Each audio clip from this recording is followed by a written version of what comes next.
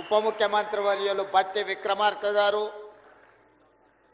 Revenue శాఖ మంత్రివర్యులు మిత్రులు పొంగులేటి శ్రీనివాసరెడ్డి గారు, హైదరాబాద్ ఇన్ఛార్జ్ మంత్రివర్యులు మిత్రులు పొన్నం ప్రభాకర్ గారు, సహచర మంత్రివర్గ సభ్యులు జూపల్లి కృష్ణారావు గారు, మిత్రులు మంత్రివర్గ సహచరులు వాకిటి శ్రీహరి గారు, రాజ్యసభ సభ్యులు, లోక్సభ సభ్యులు, శాసనమండలి సభ్యులు, శాసనసభ్యులు, వివిధ కార్పొరేషన్లకు సంబంధించిన చైర్మన్లు, ప్రభుత్వ సలహాదారులు, తెలంగాణ రాష్ట్ర ప్రభుత్వ చీఫ్ సెక్రటరీ గారు, వివిధ శాఖలకు సంబంధించిన అధికారులు, పోలీస్ శాఖకు సంబంధించిన ఉన్నతాధికారులు, రేపటి తెలంగాణ భవిష్యత్తుకు పునాదులు వేయబోతున్న 562 మంది యువ మిత్రులందరికీ మనస్ఫూర్తిగా అభినందనలు తెలియజేస్తున్నా. అప్పుడప్పుడు కొంతమంది మిత్రులు అడుగుతుంటారు, తెలంగాణ ఎక్కడున్నది, తెలంగాణ ఎట్లా ఉంటుంది అని. ఆ మిత్రులందరికీ నేను ఒక్క మాట చెప్పదలుచుకున్నా, తెలంగాణ ఇక్కడనే ఉంది, తెలంగాణ ఇట్లనే ఉంటుంది.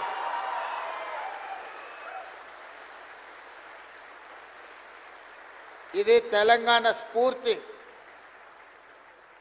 ఇది తెలంగాణ చైతన్యం, ఇది తెలంగాణ భవిష్యత్తు.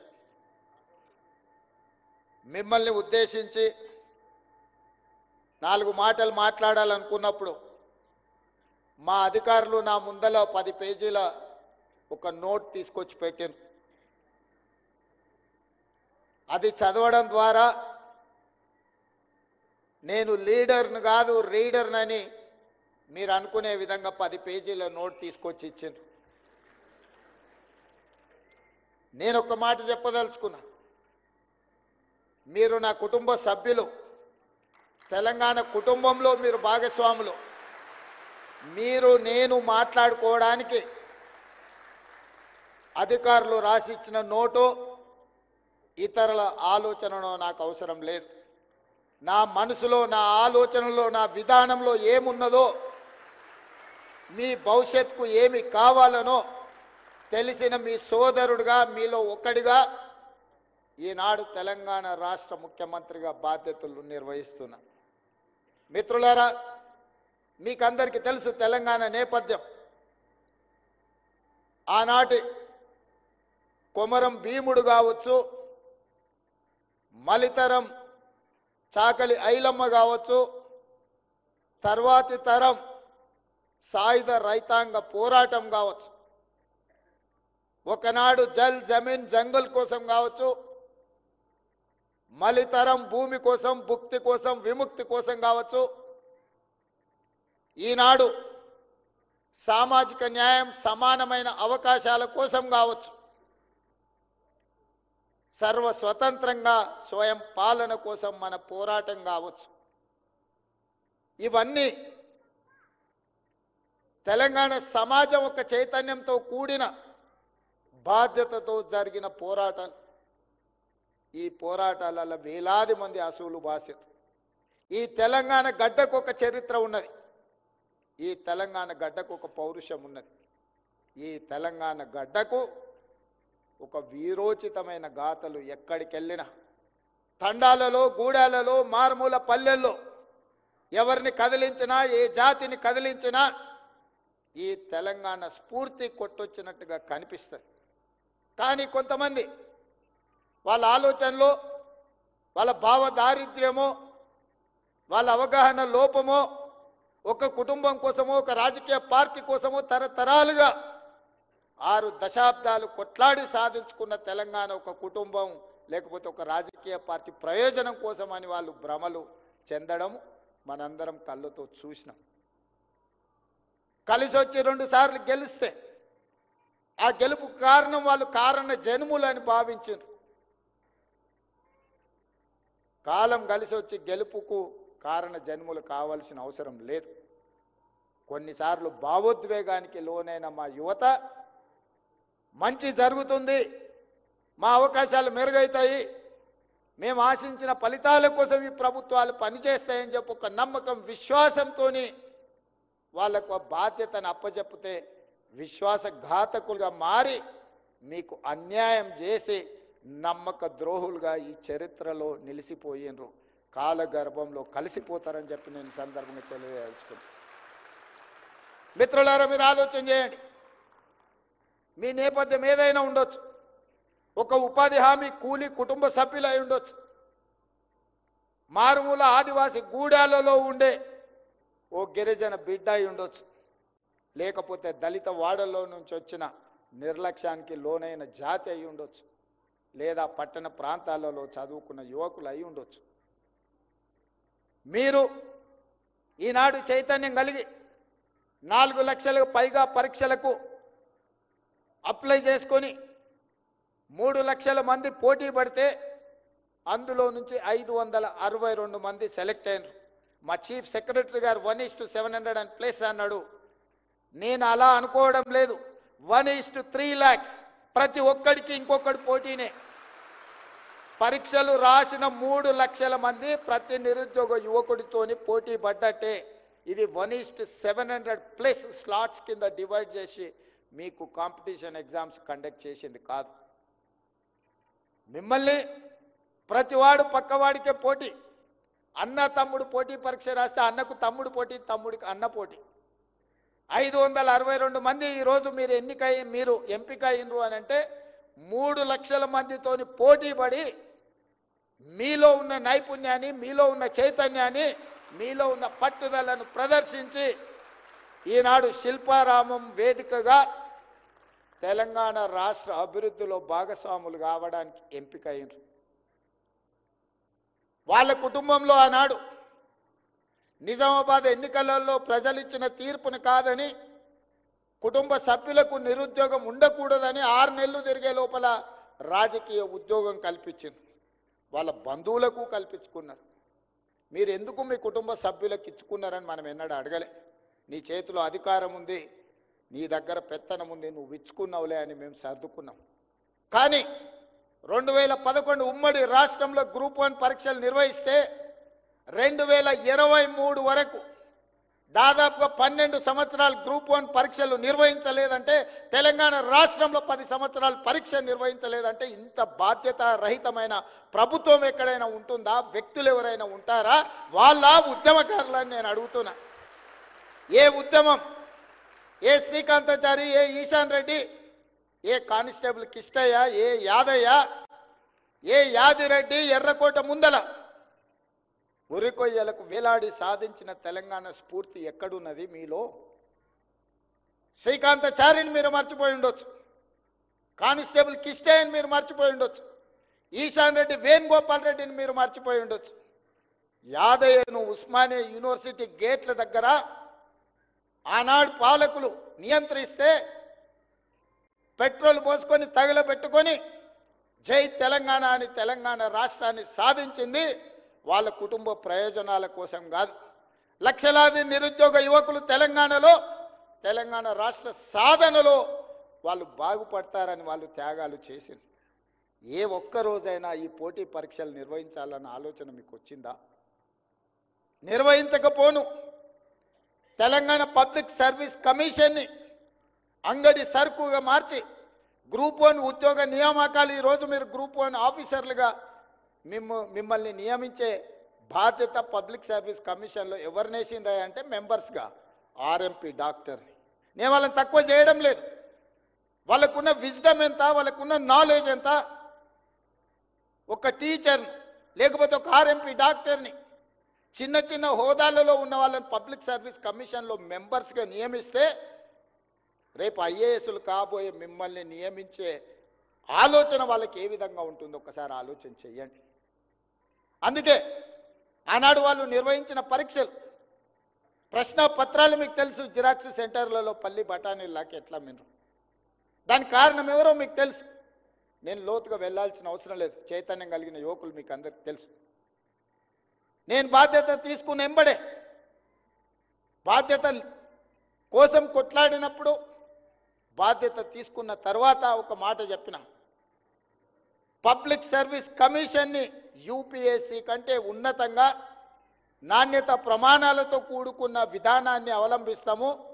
పబ్లిక్ సర్వీస్ కమిషన్ చైర్పర్సన్ కావచ్చు, మెంబర్స్ కావచ్చు, మీకంటే ఉన్నత హోదాలో ఉన్నవాళ్ళు ఉంటే మీ నియామకాలలో మంచి జరుగుతుంది, మీ ఆలోచనను పసిగడతారు, మీ తెలివితేటలని అభినందిస్తారని చెప్పి రిటైర్డ్ డీజీపీ మహేందర్ రెడ్డి గారిని పబ్లిక్ సర్వీస్ కమిషన్ చైర్మన్ చేశారు. జేఎన్యూ రిజిస్ట్రార్ని, ఒక ఐఎఫ్ఎస్ ఆఫీసర్ని, ఒక గ్రేడ్ 1 మున్సిపల్ కమిషనర్ని, ఈనాడు ఐఏఎస్లను ఐపీఎస్లను, ఒక యూనివర్సిటీ వైస్ ఛాన్సలర్ని ఈరోజు పబ్లిక్ సర్వీస్ కమిషన్లో సభ్యులుగా నియమించడం జరిగింది. ఇవన్నీ రాజకీయ పునరావాస కేంద్రాలు కాదు, ఇది తెలంగాణ పునర్నిర్మాణం. ఈ తెలంగాణ పునర్నిర్మాణంలో భాగస్వాములు కావాల్సిన మిమ్మల్ని ఎంపిక చేసేవాడు ఆర్ఎంపీ డాక్టర్ అయితే ఆలోచన ఎట్లుంటుంది, ఒక ఐఏఎస్ ఆఫీసర్ అయితే ఆలోచన ఎట్లుంటుందో మీరు ఒక్కసారి ఆలోచన చేయండి. అందుకే పబ్లిక్ సర్వీస్ కమిషన్ని ప్రక్షాళన చేసినాం, పరీక్షలు నిర్వహించినాం. కొంతమందికి నచ్చలేదు, వాళ్ళు వాళ్ళ కుటుంబ సభ్యుల అభ్యున్నతే తప్ప ఇతరుల బాగోగుల గురించి వాళ్ళకి ఆలోచన లేదు. అన్ని ప్రయత్నాలు చేసి కడుపు నిండా విషం పెట్టుకొని మిమ్మల్ని దెబ్బతీయాలని కుట్ర చేసింది. ఎన్ని ప్రయత్నాలు చేసినో అన్ని రకాలుగా ప్రయత్నం చేసింది. కానీ నిజాయితీతో ఒక మంచి సంకల్పంతో ఈ కార్యక్రమాన్ని నేను నా మంత్రివర్గ సహచరులు చేపట్టినాం. నాకు దేవుడి పట్ల నమ్మకం, విశ్వాసం ఉన్నది. మంచి చేస్తే తప్పకుండా మంచి జరుగుతుందనే నమ్మకం నాకున్నది. కొంతమంది 2 కోట్లు 3 కోట్లు 5 కోట్లు తీసుకొని రేవంత్ రెడ్డి ఉద్యోగాలు అమ్ముకున్నాడని చెప్పారు. నేను అడుగుతున్నా, ఇక్కడున్న 562 మంది ఎన్నికైనా ఎంపికైనా మిమ్మల్ని గుండెల మీద చేసుకొని చెప్పండి, ఎవరితోనైనా ఛాయ్నైనా తాగానా? మీకోసం కొట్లాడిన డిసెంబర్ 3, 2023 నాడు నా ఎన్నికల ఫలితాల రోజు కూడా నేనంత ఆందోళనగా లేను. ఏది జరిగేది ఉంటే అది జరుగుతుందని. కానీ మీ నియామకాల విషయంలో అంతకంటే ఎక్కువ ఆందోళనతోని, ఏకాగ్రతతోని మీ భవిష్యత్తు కోసం కొట్లాడినాం. మీ భవిష్యత్తే మన భవిష్యత్తు, మన భవిష్యత్తే మన తెలంగాణ భవిష్యత్తు. రాబోయే రోజుల్లో తెలంగాణ రాష్ట్రం దేశానికి ఒక తెలంగాణ మోడల్ కావాలి అంటే ఆ తెలంగాణ మోడల్ మీరే. అందుకే ఎవరు ఎన్ని కుట్రలు చేసినా, ఎన్ని కేసులు వేసినా, ఎన్ని రకాలుగా తప్పుడు ప్రచారం చేసినా వాటన్నిటిని కూడా ఓపికగా దిగమింగుకున్నాం. ఎందుకంటే ఒక సంకల్పం పనిచేసేటప్పుడు లక్ష్యమే మన ముందుండాలి తప్ప. అర్జునుడు చేప కన్ను అందరికీ చాలా కనిపించినాయి, ఒక అర్జునుడికి మాత్రమే చేప కన్ను కనిపించింది, అందుకే కొట్టగలిగాడు. నాకు కూడా మీ భవిష్యత్తు, మీ తల్లిదండ్రుల కళ్ళల్లో ఆనందం చూడాలని గూడాలలో మారుమూల పల్లెలో ఉపాధి హామీ కూలికి పోయి రూపాయి కూడబెట్టి కోచింగ్ సెంటర్లలో మిమ్మల్ని చదివించారు. ఇవాళ కోచింగ్ సెంటర్ల కుట్ర కూడా మీరు అర్థం చేసుకోవాలి.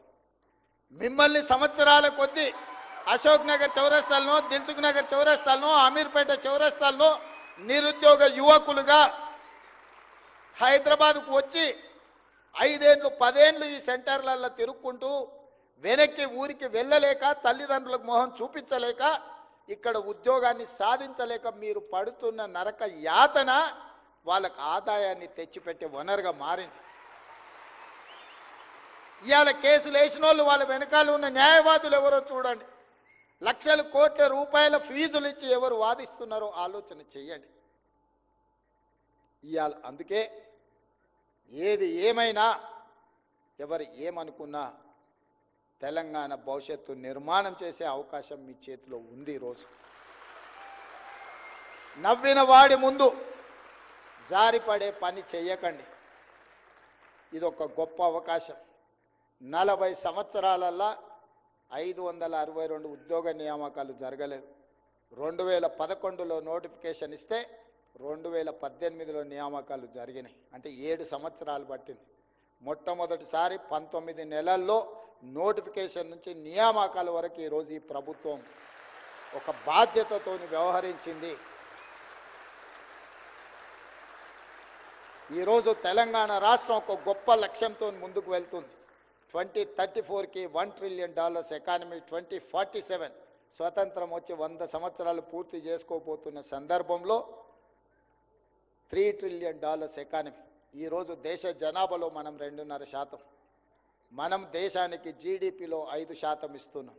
కానీ భవిష్యత్తులో 10% మనం కంట్రిబ్యూట్ చేయాలనేదే మన లక్ష్యం. ఆ రాష్ట్ర మోడల్, ఈ రాష్ట్ర మోడల్, ఏదో మోడల్, గుజరాత్ మోడల్ అంటారు. నేను అడుగుతున్న మా నవయువకులను, తెలంగాణ మోడల్ క్రియేట్ చేయలేమా ఈ దేశాన్ని? మీ వల్ల కాదా? మనందరం కలిస్తే చేయలేమా? 2047 లోపల ఈ దేశంతోనే కాదు, ప్రపంచంలో ఉండే గొప్ప నగరాలతోని పోటీ పడే విధంగా తెలంగాణ రాష్ట్రాన్ని తీర్చిదిద్దాలి. ఆ లక్ష్యంగా మనం పని చెయ్యాలి. ఈ రోజు నుంచే మీరు మీ మనసులో ప్రతిజ్ఞ తీసుకోండి. తెలంగాణ రాష్ట్ర పునర్నిర్మాణంలో భాగస్వాములు కావాలి. చివరగా ఒక్క మాట, అప్పుడప్పుడు మా రామకృష్ణారావు గారు, మా బట్టి గారు నేను మాట్లాడుకుంటుంటాం. రాజకీయ నాయకులకు, ప్రభుత్వ ఉద్యోగులకు ఒక సిమిలారిటీ ఉంది. ప్రభుత్వ ఉద్యోగంలో కానీ రాజకీయాలలో చేరినప్పుడు చాలా గరం ఉంటారంట. కొంతకాలం అయినాక కొంచెం నరం అవుతారంట. ఇంకొంతకాలానికి బేషరం అవుతారంట. అంటే గరం నుంచి నరం, నరం నుంచి బేషరం. ఇది పరిణామ క్రమం జరుగుతూ ఉంటుంది అని ఒక నానుడి ఉంది. ఈ నానుడికి ఇది తప్పు అని నిరూపించే బాధ్యత మీ దగ్గర ఉంది అని నేను భావిస్తున్నా. మీరందరూ కూడా ఖచ్చితంగా తెలంగాణ ఉడుకు రక్తాన్ని ప్రదర్శించి తెలంగాణ భవిష్యత్తు నిర్మాణానికి మీరు సహకరించాలి. పేదవాడు, నిస్సహాయుడు నీ దగ్గరకు వచ్చినప్పుడు సహాయం చేసేటప్పుడు మీ కళ్ళల్లో మీ తల్లిదండ్రులు గుర్తు రావాలి. మీ తల్లిదండ్రులు 90% ఇక్కడ ఉన్న వాళ్ళు పేదరికం నుంచో, మారుమూల ప్రాంతాల నుంచో, గ్రామీణ ప్రాంతాల నుంచి వచ్చారు. రేపటి నుంచి మీరు అధికారులు కాబోతున్నారు, ఆఫీసర్స్ కాబోతున్నారు. నిన్నటి వరకు మీరు నిరుద్యోగ యువకులు, గ్రామీణ ప్రాంతాలలో ఉండే సామాన్యమైన కుటుంబ సభ్యులు. కానీ ఈ రోజు నుంచి తెలంగాణ రాష్ట్రాన్ని నడిపించే యంత్రాంగం, అధికారులు, ఆఫీసర్స్. ఈ రోజు నుంచి మీ టైటిల్ ఆఫీసర్. ఈ ఆఫీసర్ అనే పదానికి ఎంతో ఇంటెన్సిటీ ఉంది, ఎంతో బలం ఉంది. ఈ బలాన్ని మీరు అంచనా కూడా వేయలేరు. మీకు అన్ని డోర్లు ఓపెన్ అయితే ఎక్కడికి వెళ్ళినా this is green card, green channel for your future. ఒక ప్రజాప్రతినిధికి, ఒక ఉన్నతాధికారికి ఎక్కడికి వెళ్ళినా డోర్లు ఓపెన్ అయ్యేది. కొన్నిసార్లు జీవిత కాలంలో కూడా ఆ డోర్ మన కోసం ఓపెన్ కాదు. కానీ ఒక అధికారి, ఒక ప్రజాప్రతినిధి అయినప్పుడు ఆ డోర్లన్నీ ఓపెన్ అవుతాయి. ఇంత గొప్ప అవకాశం మాకొచ్చింది, మీకొచ్చింది. మీరు మేము కలిసి తెలంగాణ నిర్మాణంలో భాగస్వాములం అవుదామని తెలియజేస్తూ మరొక్కసారి మీ అందరికీ, ముఖ్యంగా ఇక్కడున్న నిరుద్యోగ యువతీ యువకుల యొక్క తల్లిదండ్రులకు మనస్ఫూర్తిగా నేను అభినందనలు తెలియజేస్తున్నా. మీరు కన్న కలలు నిజం కాబోతున్నాయి. ఇక్కడ ఉన్న వాళ్ళందరూ కూడా తల్లిదండ్రులను మంచిగా చూసుకోండి అని సూచన చేస్తున్నా. తల్లిదండ్రులను మంచిగా చూసుకోకపోతే తొందరలోనే చట్టం తెస్తున్నా, 10% మీ జీతం కోసి చక్కగా మీ తల్లిదండ్రుల ఖాతాలు వేస్తా.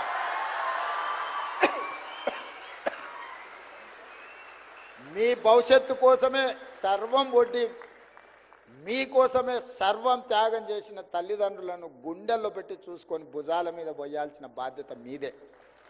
ఎవరైనా ఎక్కడైనా నా దృష్టికి తల్లిదండ్రులను నిర్లక్ష్యం చేసిందని తెలిస్తే మాత్రం తప్పకుండా మీ 10% జీతాన్ని కోత విధించి మీ తల్లిదండ్రుల ఖాతాల్లో వేస్తానని తెలియజేస్తూ మీ అందరి దగ్గర సెలవు తీసుకుంటున్నాను.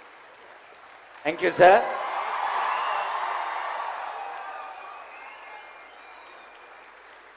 Sir thank you.